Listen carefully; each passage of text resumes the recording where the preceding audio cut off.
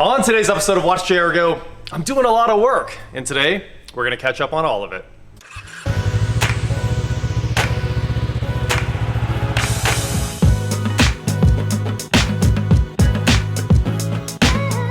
What is going on, guys? I am Watch JR Go, and like I said, doing a lot of work in the shop lately and on a lot of different smaller projects, so I've been trying to crank them out one after the other. And one of the important ones was fixing the broken axle that was in the aerial atom. Now, that's its own whole video, but I just wanted to update you guys on why it's moved and the fact that it's finally gonna move for real again. The axle is out of the car and it was very, very broken. So we're putting all that together. A brand new axle's getting made. I just have to send this out, and once it comes back, we can go fast again.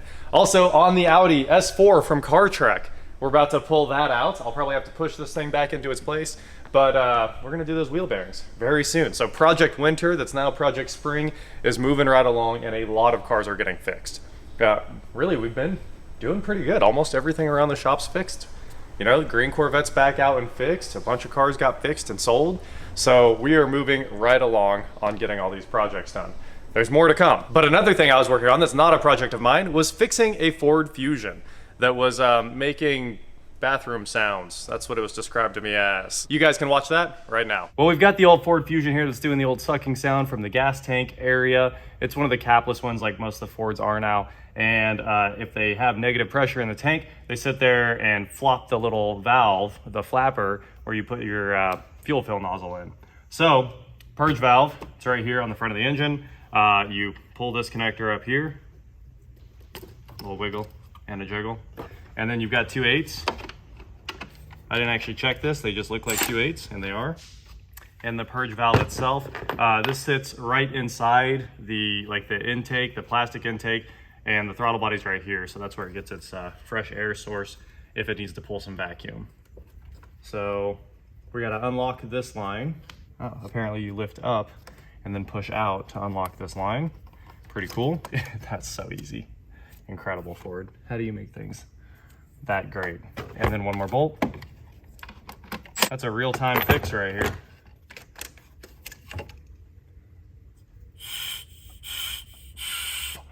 I don't know if that should be normally open or normally closed, but it's whatever it is, it's open right now. So there's the original.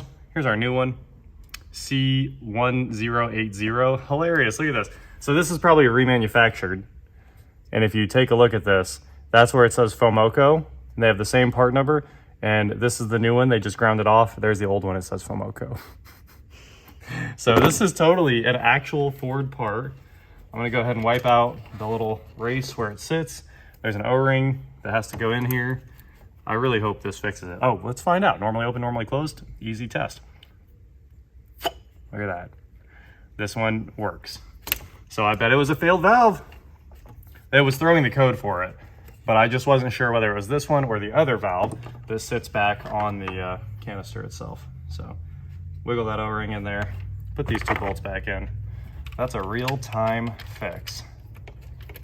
It threw the check engine light, but of course it's intermittent. It's the tank bleed pressure, whatever that light is.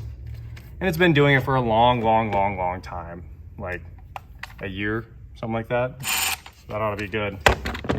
You can see it wasn't tight, crazy tight. Push this back on, lock it, locked, put the connector on, purge valve replacement. Ford Fusion 2014 SE 2.5 liter. This one's a lot easier to do than the turbo ones. They have that whole hose assembly. You got to replace it all. Done. And while fixing all these cars, we've also had to fix arcade machines. As you guys know, I bought these a long time ago, almost right when I bought the building. I bought the Tokyo Drifts, and this one had been LCD converted, and this one had a CRT in it. Well, I don't know. How long has it been, Scott? Almost a year. Yeah, 7 or 8 months at least. But 7 or 8 months ago at least, the CRT died in this one. And not from moving it around or anything, it just one day we flipped them on so we could play, and it was gone. So we took the CRT out, threw that away, and now I ordered another monitor, a matching monitor to this one, and we're just duplicating the setup that it takes to put an LCD in one of these. Now, of course, CRTs are great because they don't have a native resolution like LCDs do, and they look really nice, it's a good look, but also they consume a ton of power, and they're crazy heavy, and they're not reliable. I mean, CRTs are all downsides for the most part. other than the fact that they look good. So I'm going to show you guys how this one's installed, how we're doing this one, what the monitor is, what the dimensions are in case you ever need to do this to yours. It should be the same for almost every game that use that generic CRT in a sit-down kind of style game. So this should work on just about anything, and it might help get your arcade machine back on the road. So the monitor we're using is a U2412MB.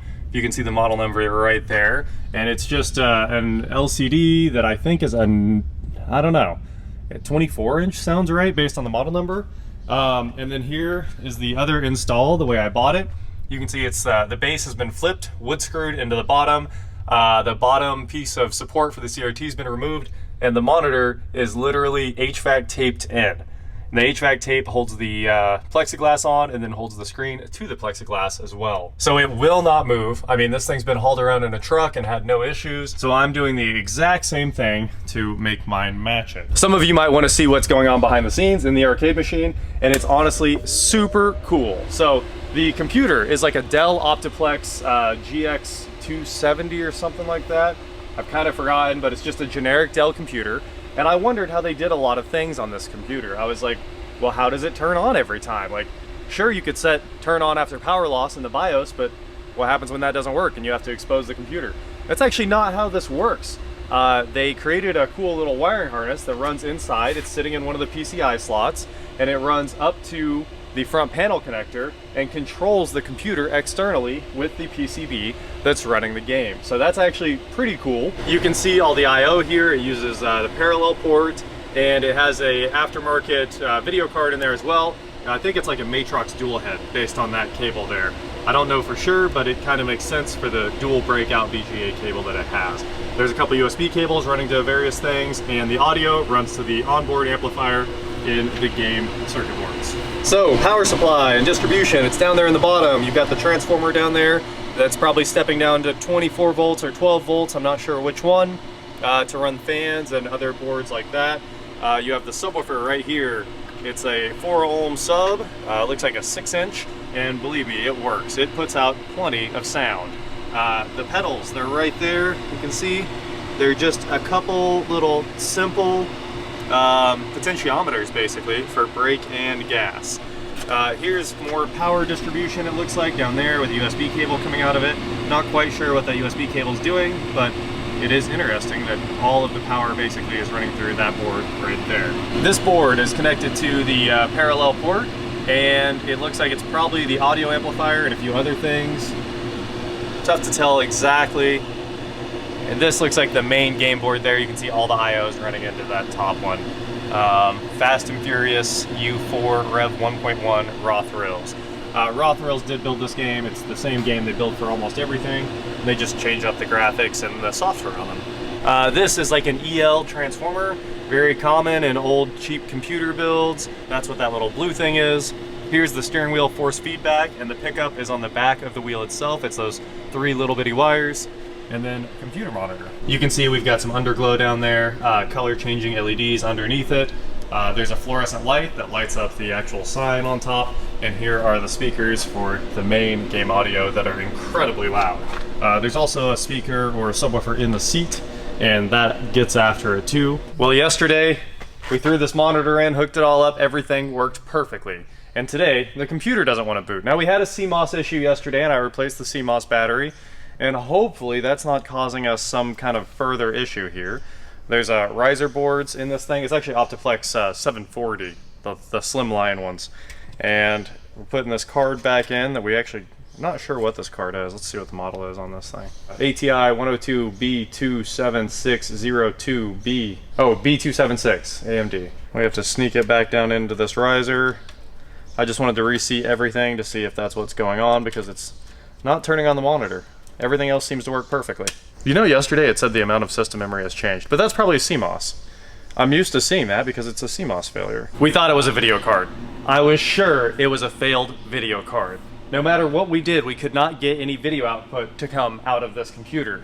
And then we kept thinking about it, and we kept working on it. And I pulled out the video card, and I pulled out the RAM, and I reseated everything. All the things you do to try to get a computer to post, it wasn't turning on. And then we figured it out. When I changed the CMOS battery yesterday, I was like, you know, it had to have wiped the settings, Well, you have to go back in and set the computer to auto power on power recovery or AC power recovery. And then you have to go in and delete every single error out of the post, like floppy and keyboard. It shouldn't need any of those things. And after doing all that, the computer boots again. So an hour, well, it wasn't quite an hour, but at least 45 minutes of computer troubleshooting before we got this thing to run again. So now we're back on track. We almost bought a video card to solve the problem. It wouldn't have solved a thing. But anyway, one of the funniest things we found, I was going through the settings here a minute ago because I wanted to stop the game from running. And we went through the general settings, which is crazy. This thing has like 300 hours of playtime in it, but this is my favorite stat. That's how much people hate manual transmissions, right there. 11% of them choose the manual, and I bet they all abandon their games after that too. First of all, it's the worst manual transmission in the world. This is like, it's a bad interface in general. So nobody really wants to use manual in the games, but that also lines up with real life, even though real life's down to like 5% now. Now that we're back on track with the computer, I need to do that again on the other one because it should probably get a CMOS battery as well. There's nothing worse than having to fix that and then find out, like someone else will do this and not be able to troubleshoot it and just be stuck with a game that won't power on. So I'll probably do that to that one as well. I had an extra CMOS battery. Now, let's put the screen in this thing. So we have another issue here, and that is on the other monitor, the guy took the base off and spun it 180 and put it back on. So I'm not quite sure how it works. We're gonna try to figure it out. That is how it works, it looks like. The time has come to put our screen in here. So we're gonna set this thing down on this table and bring over our fresh piece of plexiglass that has a mask in it. Boy, we sure have a bird problem. It's crazy. I just had this cut last night, and then I went and made a vinyl mask that hides all the edges of the monitor perfectly. And now we're ready to peel this thing and install. Oh, it's crispy. So satisfying. Very satisfying. Satisfying level 1 million. Okay, which way is gonna be? I think that's gonna be the bottom. Oh, that's exactly how it is. All right, here we go. Look at that. Almost perfect. So if you guys need these measurements for your plexiglass, let's see, the plexiglass itself is 22 inches wide, 16.125 tall, and the matte mask you need to make is 20.5 wide inside and 12.8125 tall. And that'll work for that exact Dell monitor converting this arcade machine over. So we're gonna hold this in place and put some tape on it. So there's step one. We're using 3M HVAC tape with a foil tape because it's incredibly heavy duty. And now we're gonna clean this and then put the monitor on it now, actually. We're gonna start with the monitor. Check it out. We've got the foil tape all on there to hold the display in. So we are basically ready to stick this thing in, and hopefully it doesn't move one single little bit. All right, here we go. It's time to try it. We're just gonna take this giant piece and set it in there. Hopefully it works. This thing weighs a ton now.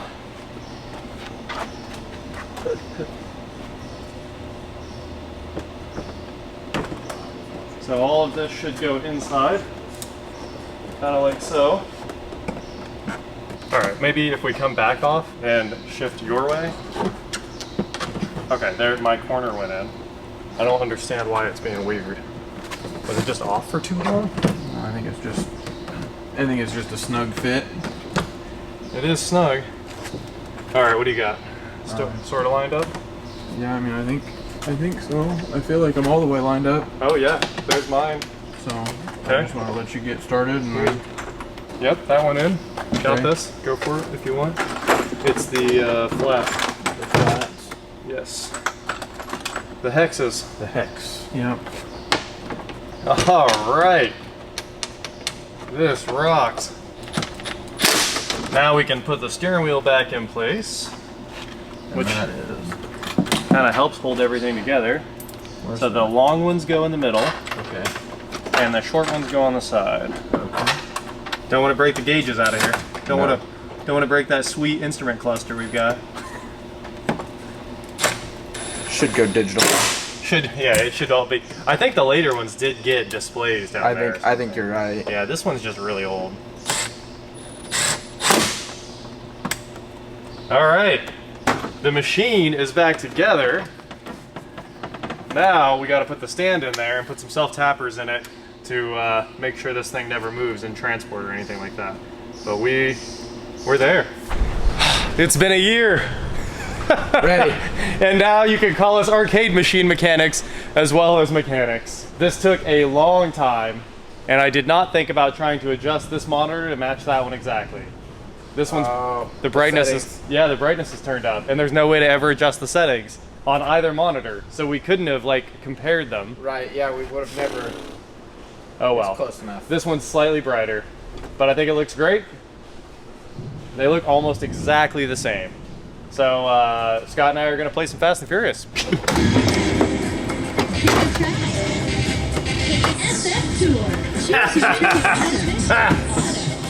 Choose your car. What's your number? Oops. The chances of us getting electrocuted today are high. They are really high, actually. It's fun to watch it change on my screen. Engine.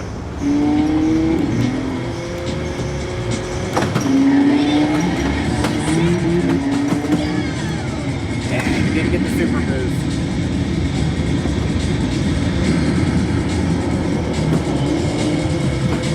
You must be at the end of the track. No! Head to head. I was going for first, and a guy passed me, and Aw, man. I got taken out. That's alright, I got 7.